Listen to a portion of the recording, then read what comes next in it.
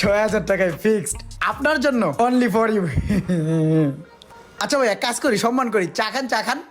না ঠিক আছে, সমস্যা নাই, চা পরে খাবো না, দাও প্যাকেট করে দিয়ে দাও। ভাই কিছু লাগলে কিন্তু ফোন দিবেন, নগদ যা দিয়ামু। বুঝেন নাই, আপনি বড় ভাই, একটা সম্মান আছে না ভাই। চা খান চা খান। না না সমস্যা নেই।